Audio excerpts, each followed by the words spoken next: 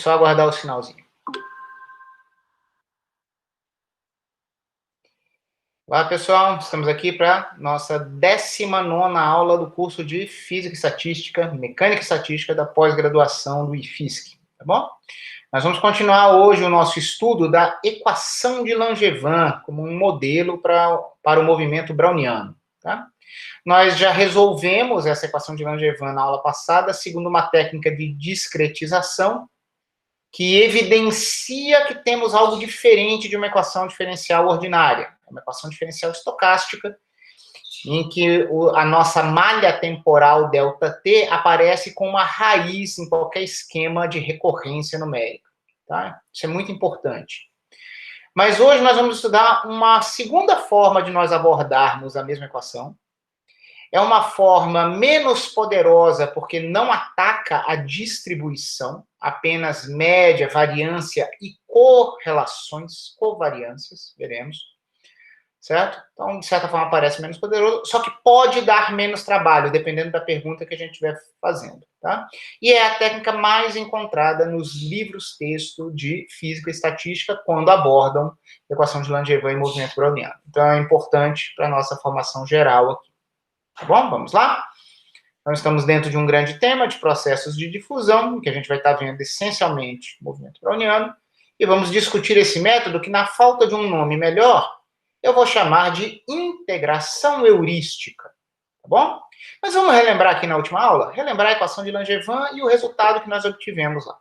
Ó, a nossa equação de Langevin, ou equação diferencial estocástica, é um animal como este aqui, que é um animal que parece familiar, mas não é, porque aqui nós temos uma variável aleatória que representa o impulso médio das partículas do fluido sobre a partícula browniana em uma escala de tempo lenta.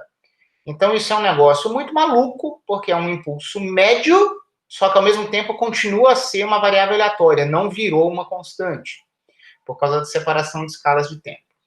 Certo? Aí a gente fez essas hipóteses aqui na equação de Langevin. Ok. Na aula passada, eu propus essa discretização para essa Langevin. Estou só repetindo resultados. Só que apareceram alguns escalares aqui, quando eu passei do tempo contínuo para o tempo discreto. E eu tive que introduzir novas variáveis aqui, que foram essas minhas variáveis zeta, que eram normais. Tá bom? Perfeitamente gaussianas. Aí a gente fez uma análise de resolver essa recorrência com essas condições, apenas indicando alguns passos principais da aula anterior, tá? E nós chegamos a uma solução com essa cara aqui, tá? Em que a velocidade da nossa partícula browniana após n passos seria uma variável normal, uma gaussiana. Lá na aula passada nós tínhamos feito velocidade inicial igual a zero, então essa média aqui era nula. Só que a média verdadeira é essa aqui, tá, pessoal? Aí eu cometi um erro. Aqui está a variância quando a velocidade inicial é nula. Na verdade, teria alguma outra coisa dependente de V0 aqui. Então, eu sustentei a variância quando V0 é zero e pus a média quando V0 não é zero. Tá? Então, é isso aqui mais algo que vocês têm condição de descobrir, generalizando o resultado da aula passada para quando nós temos um V0 não nulo. E no limite do contínuo, que foi um limite que eu construí com vocês também na aula passada, a partir desse resultado, surge essa média aqui, surge essa variância, mais algo que depende de V0. Tá bom? É o mesmo erro que eu cometi aqui. Fiz o V0 ser não nulo e corrigi as médias, mas não corrigi adequadamente as variâncias. Então, tem algo aqui que depende de V0, como teria nessa variância aqui também. Tá bom?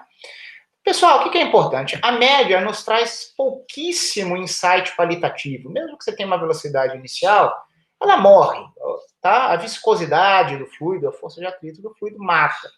O que nos interessa muito mais é a flutuação, ou as flutuações da nossa variável velocidade da partícula browniana. Tá bom? Então, isso aqui foi o que nós fizemos na aula passada. Por que eu estou colocando essa expressão aqui? Porque nós vamos reobtê-la agora, nesta aula, pela nova técnica. Então, lembrem-se que essa constante aqui, ela calibra, de alguma forma, a variabilidade entre os impulsos da nossa partícula browniana ao longo do tempo, certo? Embora, na verdade, em diferentes tempos, a gente não tenha correlação nenhuma, isso aqui calibra a variabilidade de cada impulso. Enquanto este pequeno gama, desculpem-me usar dois gamas, né, um maiúsculo e outro minúsculo, esse aqui tem a ver com a viscosidade do meio. E aí nós tivemos um comportamento interessante, porque a média dissipa numa escala de tempo 1 sobre pequeno gama, enquanto a variabilidade morre numa escala de tempo um pouquinho menor, que é 1 sobre 2 pequeno gama. Metade. Bom? Beleza. Guardemos esses resultados aqui. O que é a nova técnica, nova para nós nesse curso, mas que é a mais tradicional dos livros-texto em física e estatística, nesse tema? Olha só, finja que o que CID-T que aparece no na nossa equação de Langevin é uma função usual e integre formalmente. Tá? Por que isso não vai trazer problema? Porque integrações formais são somas, e somas de variáveis aleatórias estão bem definidas, derivadas não. Então, tem algo que sobrevive aí. Então, vamos ver. Tá? O que a maioria dos físicos pensaria se não visse a discretização da aula passada e só tivesse isso aqui? Eles faria o seguinte, como é que é variável aleatória? Não sei direito o que é isso não, isso aqui é uma função, vou integrar. Como eu vejo aqui um termo não homogêneo arbitrário, vou tentar separar essa equação como sendo uma superposição de solução homogênea e solução particular. A equação homogênea associada, claramente, é essa. Eu só usei o ponto aqui no lugar do DDT para ficar mais compacto, né, pessoal? Quando você imagina que não tem termo não homogêneo. Aqui, a gente sabe resolver isso. A solução particular vai ser uma solução dessa equação. Pessoal, essa equação é a mesma equação que a gente tem aqui, ó. Tá bom? É a mesma, só que ela é particular, porque ela não terá constantes arbitrárias. E nós vamos usar um ansatz para obtê-la, que é, vamos tentar buscar uma função que module a solução homogênea, e isso vai resolver o nosso problema. Nós já fizemos isso aqui várias vezes no curso, embora mais vezes em recorrências do que em equações diferenciais. Tá? Embora, se eu não me engane, no modelo de equação diferencial das urnas de Ehrenfest, nós usamos essa técnica também. Tá, então, aqui eu pulei alguns passos, porque nós já vimos isso várias vezes nesse semestre, certo? Qual que é a ideia? Bom, a solução dessa equação homogênea claramente é uma exponencial, a menos de uma constante, que vai aparecer só no fim, certo? De integração. A solução particular, ó aqui, ó, ela sempre vai ser a homogênea, tá aqui a parte da homogênea, ó, vezes uma C de T, que a gente pode fazer contas, eu vou esboçar aqui na sequência, a gente vai achar uma equação diferencial para C de T, e a solução dessa equação diferencial vai ser essa integral aqui. Então, esse termo que vocês estão vendo aqui é a solução da homogênea vezes o C de T. Solução da homogênea vezes o C de T vai constituir a minha solução particular. Hã?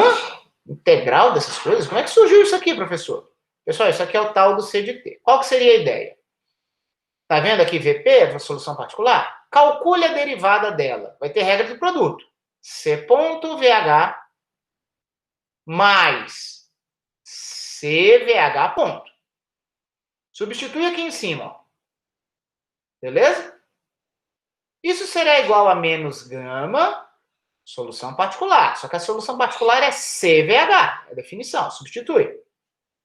Rola um cancelamento mágico entre um termo de um lado e do outro. Isso sempre surge com esse ansatz. E aí vocês vão, então, chegar pura e simplesmente nessa equação aqui para C ponto de T, ó. Estou pulando alguns passos, repito, porque vocês já viram esse procedimento. Após o tal do cancelamento entre um termo daqui do lado esquerdo e o termo que tem esse menos gama aqui, certo? Sobrará apenas esta equação aqui, que é integrada de um certo tempo t0 até um tempo t arbitrário. Essa variável aqui precisa virar um índice mudo. Tá aqui, ó. Xi de t' e a gama t' vieram daqui, mudo, e você integrou. Tá? Isso aqui vira uma integral simples. Isso aqui é uma integral de cálculo 1. Nem merece ser chamado de equação diferencial, porque não tem C do lado direito. Isso surgiu do ansatz. O ansatz mata isso, tá bom? Aí a gente faz esse t de 0 ser igual a 0, e aí vocês chegam exatamente nessa integral aqui. Certo? Que acompanha o VH de t, e nós temos a nossa solução particular. Tá? Eu coloquei essa solução homogênea, pessoal, sem ter uma constante arbitrária. A gente normalmente usa essa constante arbitrária que viria aqui para calibrar o que acontece em t igual a 0. Então, a solução completa, solução da homogênea, mais solução particular. A solução particular, eu estou repetindo o que vocês estão vendo aqui em cima.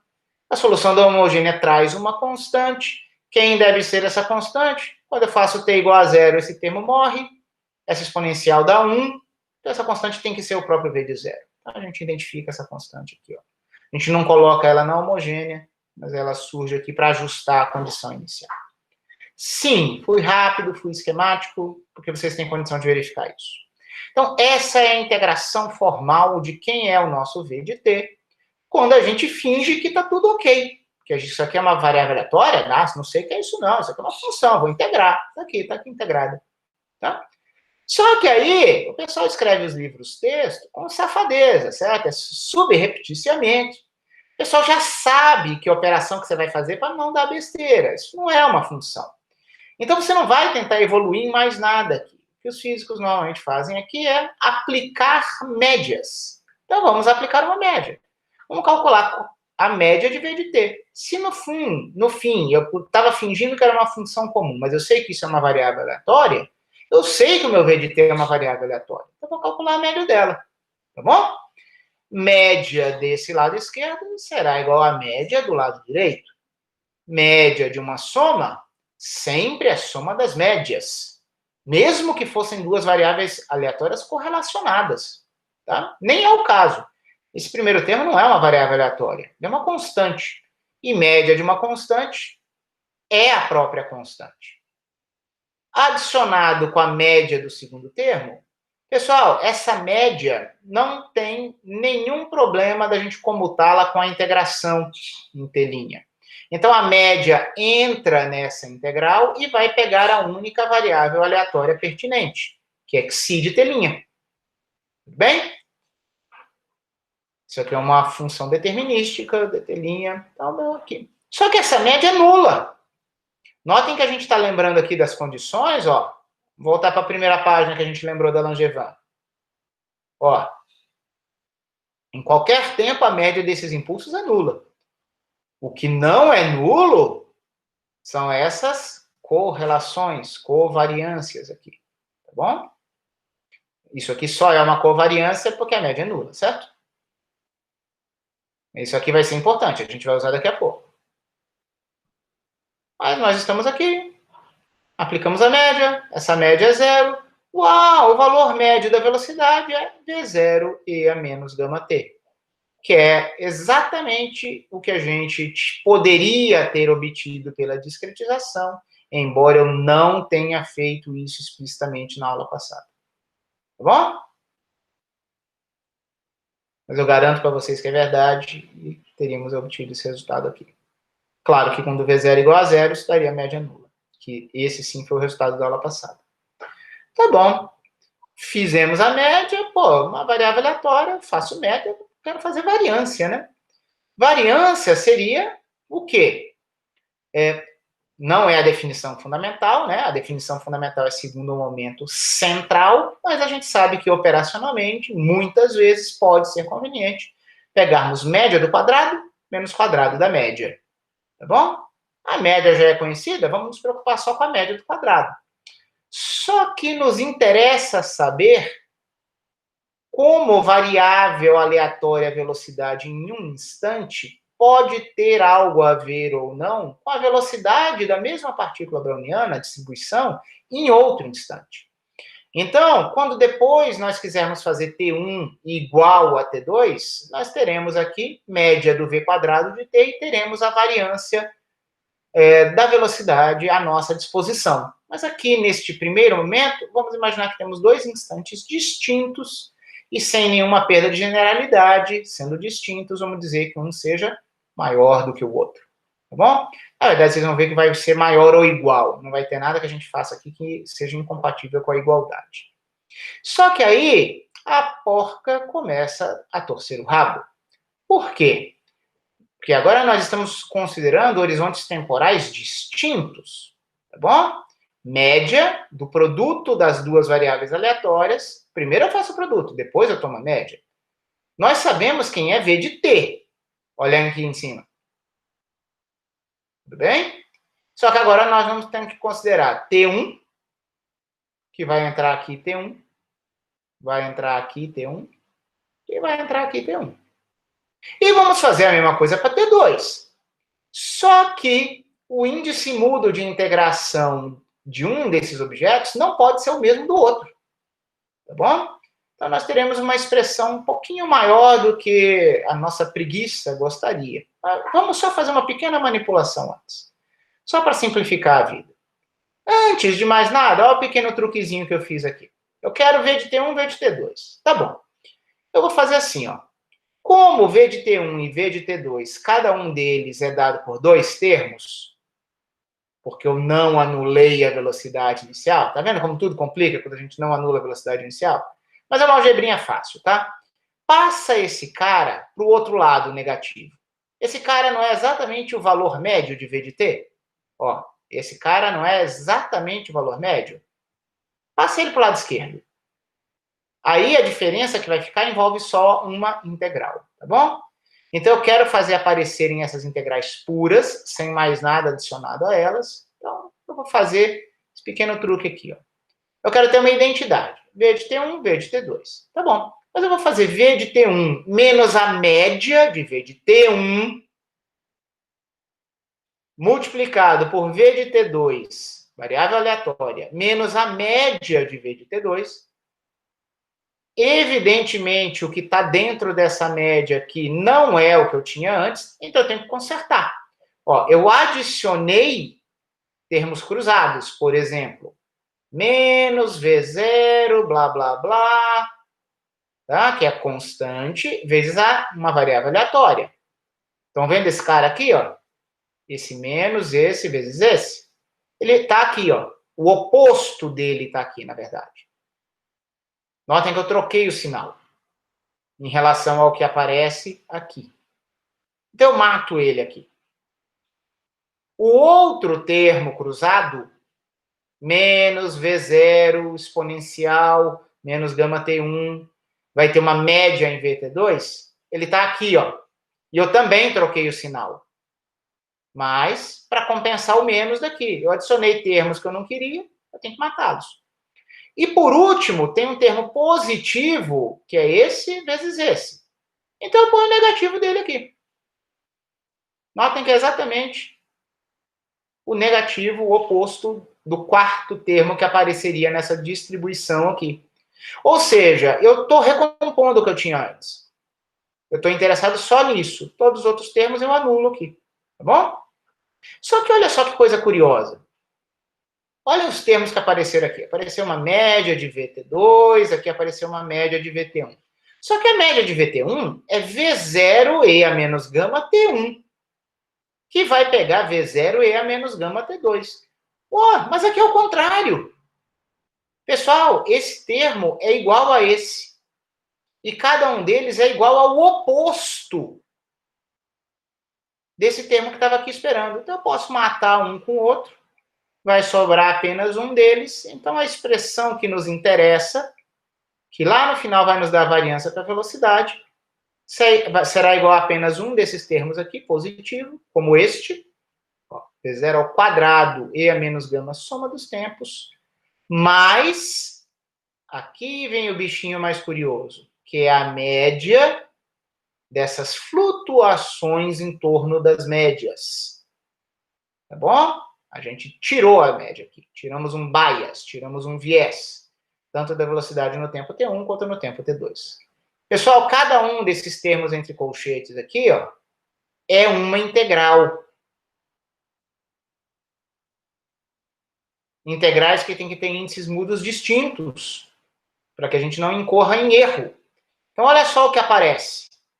Está aqui o termo que sobrou, naquela minha construção, e a média deste objeto, que é o V de T1 menos a sua média, vezes este objeto aqui, que é o V de T2 menos a sua média. Uau! Produto de duas integrais unidimensionais. Normalmente esse é o nosso sonho, né? Normalmente a gente tem uma integral dupla, e é bom, é fácil de resolver quando a gente quebra ele num produto de duas integrais simples. Só que aqui nós faremos o contrário. Eu quero montar uma integral dupla para que eu consiga fazer a conta. Agora, tem uma sutileza que pouquíssimos livros discutem. Você não pode montar essa integral dupla de qualquer jeito. Tem uma ordem de integração que é boa, que facilita a tua vida.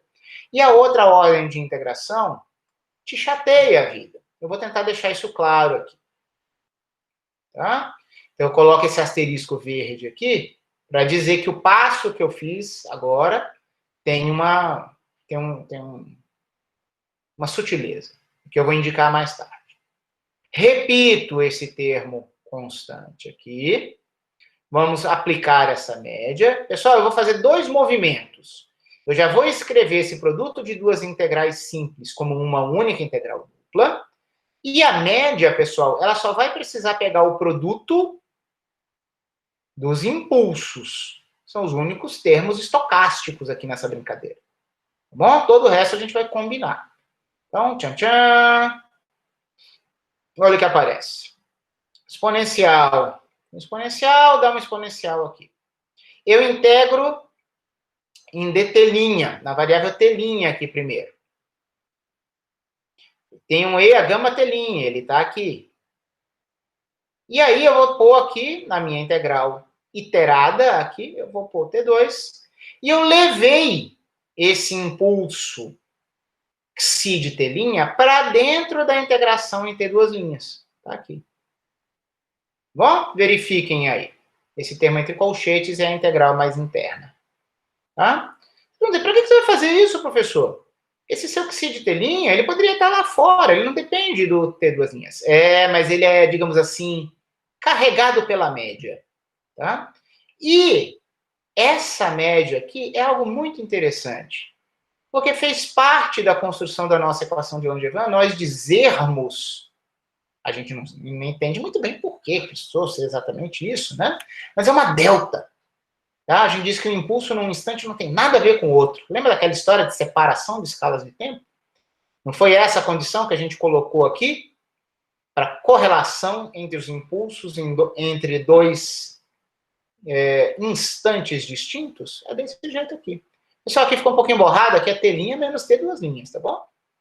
Olha só por que isso aqui é legal. A gente está variando o t2', de 0 a t2. Aí tem uma função de t2' que não importa muito no primeiro momento. É o que o t2'. E o t' é uma constante em relação a t2'. Só que se eu sei que o pico da minha delta está dentro desse intervalo, eu sei que eu vou estar integrando uma função filtrada por uma delta, a menos de uma constante, certo? E a delta vai filtrar o valor do meu integrando no ponto onde ela fica infinita. É assim que funciona? Tá. E se eu estivesse integrando uma delta num domínio finito e o pico da delta estivesse fora desse domínio? Dá zero, porque eu estaria integrando zero. Eu só vou filtrar o integrando no ponto onde está o infinito da delta, se o infinito da delta estiver no domínio de integração, certo, pessoal? Isso aqui não é uma integração em toda a reta real temporal. Esse é o lance que me fez dizer que explicitamente a T2 é maior do que T1, e foi isso que me obrigou a deixar a integral externa sendo em T', que vai até T1, e a interna em T2'. Porque o que acontece é isso aqui, ó. Bom, vocês já estão vendo o resultado? Vamos olhar para o resultado primeiro, só para limpar a nossa mente. Isso aqui é uma delta de T' menos T2'. A gente vai filtrar essa função com essa constante no ponto em que T2' é igual a T'. Então, o resultado da integral interna será isso aqui, certo? Acho que isso aqui é fácil de vocês inspecionarem. Só que eu faço questão de dizer aqui para vocês o seguinte: T2 maior do que T1. Se o T2 é maior do que T1, o T' corre de 0 a T1. Sei lá qual foi o T' fixado pela integral externa, mas ele está de 0 a T1. À medida que o T2' corre de 0 a T2, aqui é ele, de 0 a T2, e o T2 é maior do que o T1, eu sei que qualquer que seja o T' que eu tiver escolhido, o meu T2' vai estar caminhando. Opa, encontrei o infinito. Acabei de caminhar. E eu sei que vai valer a filtragem da delta. Tá bom? Mesmo que eu tivesse escolhido T2 maior do que o T1, como eu fiz lá no começo, sem perda de generalidade, se eu tivesse com a ordem de integração inversa, o meu T2 correria num certo intervalo e podia ser que o T' não tivesse lá. Então, na verdade, a gente não teria uma delta pura filtrando. Verifiquem. Se vocês duvidam de mim, tentem fazer a ordem de integração distinta, mas pensem no resultado. Vocês vão ver que não dá o mesmo resultado.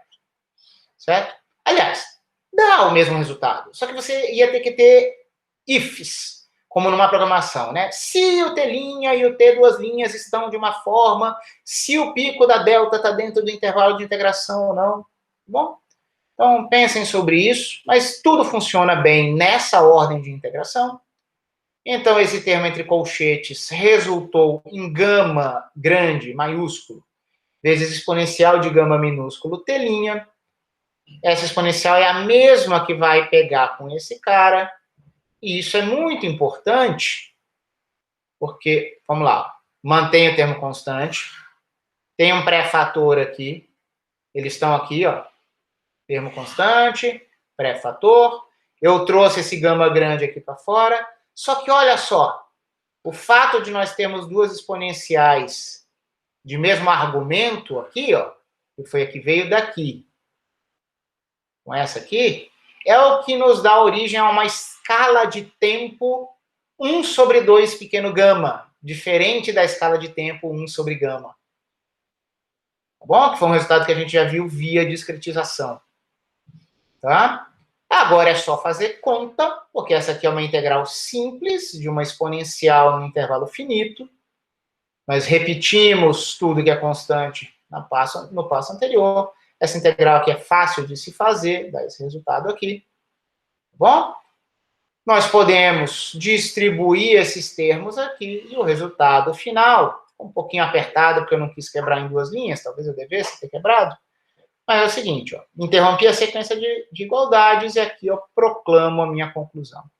Média de VT1, VT2, produto de duas variáveis aleatórias, é dada por essa constante aqui, certo? Bom, agora não faz muito sentido falar constante, porque eu tomei média, tudo é constante, né? Mas tem esse termo dependente da velocidade inicial, mais uma expressão do tipo grande gama por 2 pequeno gama, e a diferença de duas exponenciais, uma envolvendo a separação temporal e outra envolvendo a adição dos tempos considerados. Tá bom? Então, essa é a expressão que eu queria obter, mas o maior interesse de análise, tanto matemática quanto física, é quando a gente considera condições especiais. Vamos imaginar o que acontece quando T1 for igual a T2, e eu chamo isso de instante T. Pessoal, isso não invalida aquele meu argumento da ordem de integração, porque eu só teria problema se o T2 se tornasse menor do que o T1. Chegando sendo maior ou igual, não tem problema. O pico da delta vai estar lá dentro, tá? Do domínio de integração. Então, aqui a gente chega na média de V quadrado. Eu não posso chamar isso de variância, porque é uma velocidade inicial não nula, mas tudo bem. Ó, só fazer T1 igual a T2, pessoal. Aqui, olha, e chamar isso de T. Vai aparecer V0 ao quadrado e a menos 2 gama T. Aqui nós vamos ver o surgimento de um fator 1. Aqui teremos E a menos 2 gama T. Então, além de nós termos igualado o tempo, nós podemos fazer o tempo tornar-se tão grande quanto a gente queira, né? Perderemos memória da velocidade inicial da partícula browniana, certo? A variabilidade também tende a esquecer efeitos iniciais e nós vamos convergir para uma constante. que é o valor médio da velocidade quadrática depois de muito tempo. Velocidade quadrática de equilíbrio de uma partícula?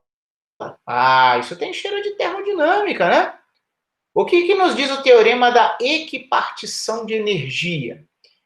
Quando você tem um sistema em equilíbrio termodinâmico, cada grau de liberdade quadrático da energia, ou do hamiltoniano, se a gente quiser usar um termo chique, da nossa partícula, corresponde a meio de kBt. No caso, nós temos uma única partícula andando em uma única dimensão, certo? E não tem energia potencial, a energia dela é cinética. Se fosse uma partícula flutuando termicamente, mas presa num potencial, ainda teríamos um termo quadrático de uma energia potencial. Aí nós teríamos 2 meios de kBt. Mas aqui é 1D e a minha energia é puramente cinética. Então, nós só temos um meio de kBt, um único grau de liberdade quadrático na energia, e isso tem que ser, no equilíbrio, a energia térmica, a energia cinética média, certo? Da minha partícula browniana. A energia cinética média da minha partícula browniana. Ora, nós vimos que essa velocidade quadrática média tem que ser o grande gama pelo 2 vezes o pequeno gama. Temos isso aqui. Cancela essas coisas aqui, cancela esse 2, traz essa expressão aqui. Nós vemos que a constante que nós deveríamos escolher lá no começo para representar qual é a variabilidade dos impulsos que a nossa partícula browniana sofre. Então, essa constante está relacionada com a temperatura e com a massa da partícula browniana, além da dissipação do meio, é claro. Temperaturas mais altas, maior variabilidade. Massa muito alta da partícula browniana, muita inércia, menor variabilidade. Certo? Não é que eu não tenho variabilidade, eu ainda tenho movimento browniano, eu ainda tenho distribuição de velocidades. Só que se eu sou mais suscetível às pancadas, eu vou apresentar uma variabilidade ainda maior na flutuação das minhas velocidades. Tá bom? Então, temos aqui uma análise sobre quem deveria ser essa constante, ou no mínimo qual a interpretação dela. Tá? Beleza? Então, isso é interessante. Tá? Mas estamos identificando constantes, mas podemos fazer um pouco mais de termodinâmica aqui. Estamos falando de distribuições térmicas de equilíbrio. Pessoal, qual é a distribuição de velocidades num gás ideal termalizado? Né? A distribuição de velocidades de Maxwell? Tá bom. Vamos fazer o seguinte, ó. Vamos voltar aqui para aquele nosso resultado que tinha vindo da recorrência. Nós já sabíamos que, pelo menos no caso que a velocidade inicial fosse nula, nossa velocidade, mais do que ter média nula e ter essa variância, era também normalmente distribuída. Bom? Gaussiana. Então, pessoal, quando o tempo vai para infinito, a variância vai para essa expressão aqui. Essa expressão aqui a gente acabou de ver que tem tudo a ver com velocidade quadrática. A velocidade quadrática tem tudo a ver com kBt. Identifique aqui os termos e vocês vão ver que se você realmente quer ter uma gaussiana de média nula e com variância gamazão por 2 gamazinho, só que trocando esse gamazão pelos parâmetros termodinâmicos, vocês vão ver que a gente vai ter uma distribuição de probabilidades gaussiana nas velocidades, que é a distribuição de Maxwell de velocidades unidimensional. Se alguém tem dificuldade de enxergar isso, lembre da forma geral de qualquer gaussiana. Qualquer gaussiana, μ, sigma quadrado, é assim, 1 sobre raiz de 2π variância, exponencial de menos 1 sobre 2 variância, flutuação aqui em torno da média ao quadrado. Essa é a densidade de probabilidade de nós vermos a variável gaussiana assumindo um valor x. Só que a gente está falando de um caso em que não é x, a velocidade, a média é 0, então vai aparecer v ao quadrado aqui, olhem lá. E quem faz o papel de sigma ao quadrado para a gente é gamazão por 2 gamazinhos, só que é KBT sobre M. Então tá aqui, ó, 2π sigma quadrado, 2π KBT sobre M. É esse M aqui em cima e esse M aqui em cima. Funciona. É lindo. Nós fizemos uma construção toda maluca, parece que tem um monte de ingredientes mágicos, mas deu a distribuição de probabilidades, né, dela? Distribuição de velocidades de Maxwell que a gente esperava. Tá? De uma termodinâmica, digamos assim, muito mais macro e muito menos microscópica. Certo? Então, é esse tipo de análise que eu quero dizer que traz um reforço mútuo na nossa confiança nas duas abordagens. Notem, repita, essa abordagem aqui, principalmente o fato de ser normal, veio só da microscópica, tá? A técnica nova que a gente acabou de fazer aqui, ó, foi essa história de delta, blá, blá, blá, ela só me dá primeiro momento e segundo momento. Ela não me dá a distribuição. Mas ela está dando os valores corretos para a variância, para a média. Então, a gente percebe que essas regras, que aparentemente sem justificação, sem justificativa, correto, como essa aqui, essa história de covariância meio maluca aqui, que foi de onde a gente partiu, parece que realmente elas são as regras efetivas que a gente tem que usar para que essas abordagens coincidam. Agora, só destaca também o seguinte, vocês viram alguma raiz de ΔT nessa segunda técnica? Não tem nenhuma. Podem explorar aí de novo, ver sutileza na ordem de integração, integração formal, não aparece raiz de T. Então, nós físicos poderíamos ser capazes de chegar nesses resultados, ver a repartição de energia, chegar aqui e não teríamos visto que numa simulação de cada movimento da partícula, passo a passo, e não só prestar atenção na distribuição, apareceria a raiz de ΔT. Por outro lado, pessoal, qual seria a vantagem que uma abordagem como essa poderia ter? Está vendo essa construção quadrática, essa construção de correlação? Se a gente tentar fazer isso com a discretização, cada velocidade era uma soma de gaussianas. Aquelas gaussianas zeta. Então, uma somatória de gaussianas, vezes outro somatório de gaussianas, aí tem que ver qual gaussiana é ela com ela mesma e qual não é ela com ela mesma. Você fazer uma análise de correlação como essa com a discretização é possível, mas dá mais trabalho. Então, essa abordagem aqui não revela a distribuição, mas dá um acesso analítico mais simples às correlações. Então, tem sua vantagem também, tá bom? Um resultado como esse aqui, para T1 e T2 diferentes, é bem mais complicado de obter com a recorrência do que esse caso de T1 igual a T2. Tá bom? Beleza. Então, vimos aqui distribuições térmicas. Pessoal, oficialmente essa aula acaba aqui. Eu fiquei em dúvida sobre se eu estenderia um pouco mais ou não, e eu percebi que ia ficar muito longo, muita conta, mas eu vou fazer o seguinte, eu vou, no mínimo, lançar no ar uma pergunta, vai ficar incompleta a próxima página, tá? Tá bom, professor, a distribuição de velocidades é a distribuição de Maxwell de velocidade. Muito bonito, legal mesmo. Pelo menos eu espero que vocês achem bonito, pessoal. Isso aqui é bonito realmente em física. Mas e a posição? Para onde as partículas vão? A posição delas não é estocástica também? Né? O movimento browniano, elas não tinham que ir se espalhando? Pessoal, é possível mostrar pela abordagem de recorrências que carrega a distribuição que você vai para uma solução gaussiana, solução da equação de calor, processo difusivo.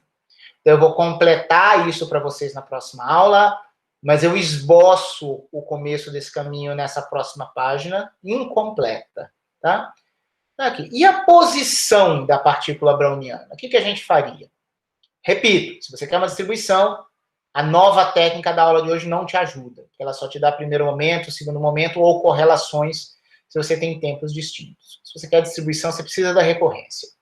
E aí, para facilitar a vida, a gente faz o V0 igual a zero, na discretização.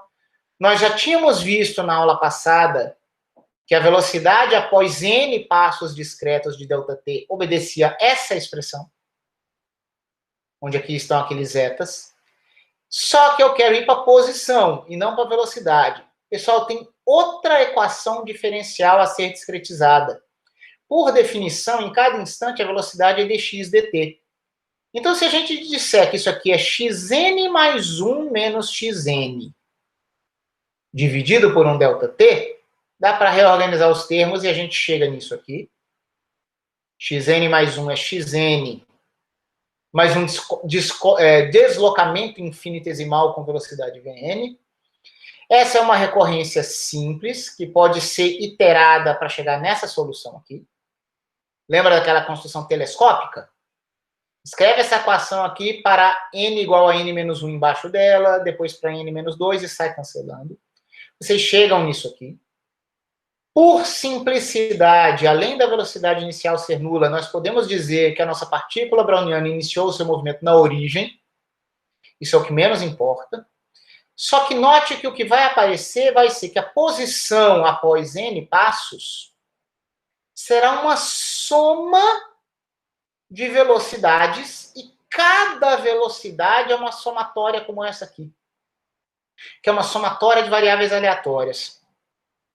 Então, dá para trabalhar isso. Eu vou indicar algo aqui que eu vou completar na próxima aula. Tá? Tá aqui, soma dessas velocidades. Então, notem que, essencialmente, a menos dessas constantes aqui, que fazem parte de cada velocidade,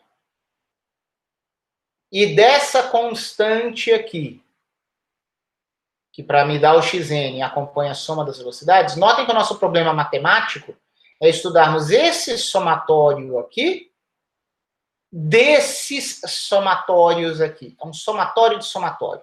As constantes a gente pode colocar depois, que elas vão estar todas em evidência. Então, esquece o raiz de gama, esquece o raiz de ΔT, esquece esse ΔT. O nosso problema é calcular isto. Onde esse somatório é este, e esse somatório de gaussianas é este. Tudo bem? Pessoal, se alguém quiser chamar isso aqui de integral dupla, eu não ligo. A gente sabe que uma integral dupla que a gente não sabe resolver, muitas vezes pode ser resolvida com uma inversão da ordem de integração. Tá? Acho que isso aqui eu nunca mostrei para vocês, então talvez eu precise fazer com mais calma, não sei, vocês podem me dizer. Notem que os limites de integração dessa minha integração dupla não são independentes. Dependendo do i que eu tenho aqui, isso afeta esse meu limite de integração. Isso aqui é como se eu tivesse uma região triangular numa integração dupla, pessoal. E aí, se eu vou mudar a ordem de integração, eu não vou deixar de ter uma região triangular. Olha por que é interessante mudar a ordem de integração. Ambos os termos aqui, dentro desse somatório em J, dependem de J. Só que se eu inverter a ordem de integração e tiver a soma em J por último, e a soma em I para dentro, esse termo não depende de I. Então vai ter uma simplificação.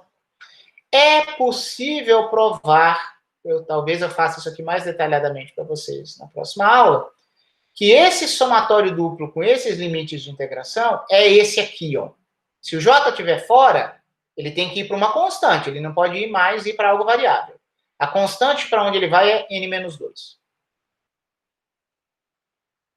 E o I, que tinha limites constantes, ele passa a ter limites variáveis, só que vai ser o limite de baixo dele que vai ser variável. ZJ não dependerá de I, então ele pode vir aqui para fora, então nós teremos uma brincadeirinha aqui. Essa brincadeirinha é com uma mudança de variáveis, nós vemos que é uma soma de progressão geométrica finita. Nós já nos deparamos com isso nesse curso. Existe fórmula fechada para a soma dos termos de uma PG finita. Então, esse somatório resulta nesta fração aqui. Esses termos dependem de J, e está aqui um ZJ. Tudo bem? E aí, eu já estou fazendo passos um pouco rápidos demais, estou exigindo fé cega de vocês, não acompanhamento. Eu, como um professor, eu acho que eu posso fazer melhor do que o que eu fiz aqui para vocês, a justificativa desses passos, eu acho que está muito rápido, certo? Então, eu comecei a fazer isso, eu podia simplesmente ter excluído essa página, mas eu falei, não, eu vou falar dela depois, a aula de hoje está um pouquinho curta, deixa eu começar isso, eu quero que vocês pensem sobre essa inversão de ordem do somatório, pensem sobre tudo que eu fiz na aula, e na próxima aula eu retomo um pouquinho disso aqui, certo? E vou evoluir até o fim. Sabe qual é o lance bem legal, galera? Estão vendo esse cara aqui? Ele depende de J com esse J. Isso aqui tem tudo a ver com algo que a gente já tinha na aula passada. Só que vai surgir um termo constante. Esse 1 sobre 1 menos A vezes essas variáveis vai nos dar algo essencialmente na variância proporcional ao número de passos. E proporcional ao número de passos é proporcional ao tempo. Vocês se lembram que no Random Walk a variância era proporcional ao número de passos? Vocês se lembram que quando a gente achou uma equação de calor, num certo horizonte temporal, a variância era proporcional linearmente ao tempo? Esse termo constante aqui, vezes esse zj, depois, quando n for para infinito e o t tender a zero, ele vai dar origem a um termo que vai ser o líder assintótico. Assintoticamente, pessoal, a posição nunca irá para uma distribuição de equilíbrio. A velocidade vai para uma distribuição de equilíbrio, que é a distribuição de Maxwell. Mas a distribuição de posições nunca ficará estacionária. Ela para sempre irá abrindo, porque as nossas partículas brownianas sempre estariam se espalhando se elas estivessem em número infinito e a gente tivesse uma janela temporal arbitrária. Vou falar mais sobre isso na próxima aula. Tudo bem? Então, não liguem muito para essa última página incompleta, pensem um pouquinho, eu retomo ela na próxima aula. Tá bom? Vamos lá, encerrar a gravação e a gente vai poder discutir.